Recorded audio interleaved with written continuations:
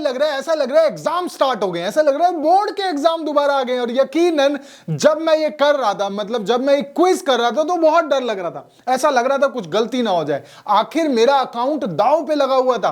और यकीनन 3 बार ही ऐसा मौका मिलेगा जब आप ये क्विज कर सकते हैं। 21 क्वेश्चन और उसमें से 18 क्वेश्चन का आंसर बिल्कुल करेक्ट होना चाहिए। यकीनन सांसें थम जाती हैं, क्योंकि अगर ये गलत हुआ, अगर 3 अटेम्प्ट आपने गलत कर दिए, मतलब आपने तीनों एग्जाम गलत दे दिए, तो आपका अकाउंट डिसेबल हो जाएगा। अब इतनी कंफ्यूजन, अब इसमें क्या फर्रे काम आने वाले हैं, क्या फर्रे आप बनाओगे, मतलब आप क्या चीटिंग करोगे, कैसे हम आप लोगों की हेल्प करें, कैसे आपको बताएं। क्वेश्चन आंसर की बात करें तो सारे अलग अलग हैं। ऐसा नहीं है कि मेरे पास जो क्वेश्चन आ रहे हैं वही सेम आपके पास आ रहे हैं। ये शफलिंग होती रहती है, अलग अलग क्वेश्चन आते रहते हैं और जो आंसर है उसको भी शफल कर दिया जाता है। मतलब ऐसा नहीं है कि मेरे पास सेम क्वेश्चन आया, आपके पास भी सेम क्वेश्चन आया, ABCD बता के हम आपको सॉल्व नहीं कर सकते। रीजन इज कि उसके जो आंसर है वो भी ऊपर नीचे कर दिए जाते हैं, मतलब ABCD का काम भी गया। तो यकीनन आपको ध्यान से पढ़ पढ़ के करना पड़ेगा। अब इसमें एक हेल्प हो सकती थी कि मैं अपनी KYC आपको दिखाऊं, ऐसी 10 KYC करके आपको और दिखा दूं, तो आपके सारे क्वेश्चन आंसर जितने भी होंगे, जितने भी डाउट्स होंगे, उस वीडियो में क्लियर हो जाएंगे। और मैंने यही किया। मैंने क्या किया, अपनी स्क्रीन रिकॉर्डिंग बनाई, सारे क्वेश्चन आंसर को रिकॉर्ड करा, स्क्रीनशॉट खींचे, और जितने मेरी टीम के थे सबको मैंने सारे वेरीफाई करे और सबके स्क्रीनशॉट खींचे। बहुत सारे स्क्रीनशॉट हो गए। मुझे लगता है इनसे बाहर कुछ नहीं आने वाला। और इसी के साथ मैंने एक ट्वीट किया।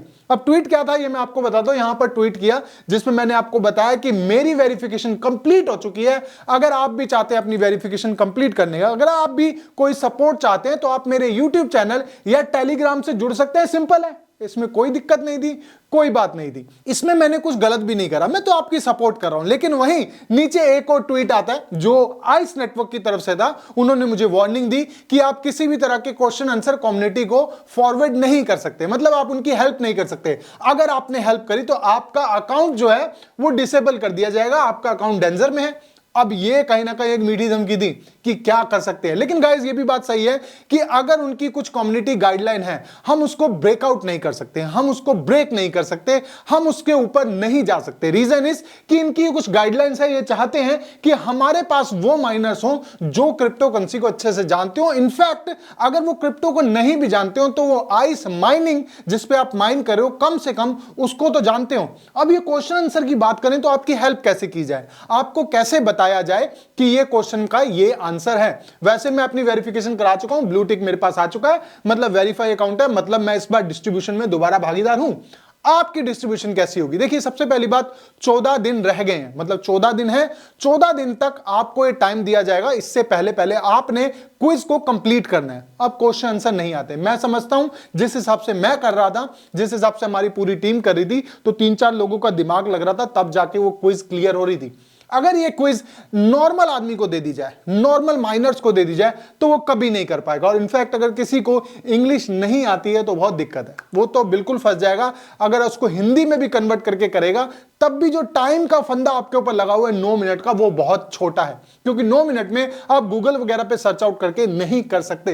तो इसका सोल्यूशन क्या है? अब देखिए इसके बारे में हमने बात करी, टीम से भी बात करी, तो सेम सोल्यूशन एक ही आता है कि नॉलेज बेस। अब नॉलेज बेस क्या है? अब नॉलेज बेस आपको लेनी कहां से है? हम इसके लिए चल लेते हैं उनकी वेबसाइट पे। ये देखिए ऑफिशियली चीज है, ऑफिशियली वेबसाइट है, और ये कहीं ना कहीं आइस नेटवर्क भी चाहता है कि आप इसको पढ़ लें। इसी में से मतलब ये समझ लीजिए आपका एक गेस्ट पेपर है। गेस्ट पेपर होता है कि आपको एग्जाम से पहले आप छोटी सी बुक खरीद के लाते हैं, जो गेस्ट पेपर होता है उसमें से आप क्वेश्चन आंसर देखते हैं और आपको अनुमान आ जाता है कि इन्हीं में से आएंगे। और ये जितने भी क्वेश्चन आंसर आ रहे हैं इसी नॉलेज बेस में से आ रहे हैं। तो 14 दिन है, आराम से इसको ठीक से समझ लो। और हो सकता है कि 14 दिन में, देखिए अगर अकाउंट डिसेबल हो गया तो उसका पता नहीं है क्या होने वाला है। डिसेबल मतलब खराब हो गया, आपकी माइनिंग सारी खराब हो जाएगी। तो आने वाले टाइम में क्या होगा, उस डिसेबल अकाउंट का क्या होगा नहीं पता, वो कभी एक्टिव होंगे भी कि नहीं होंगे नहीं पता। तो क्या करें, या तो आप आराम से आराम करो, 10 दिन वेट करो, क्या पता कुछ चेंजेस आ जाए, क्योंकि ये बहुत ज्यादा मुश्किल है। मैं समझता हूं कि 80% लोग इसको कर ही नहीं पाएंगे।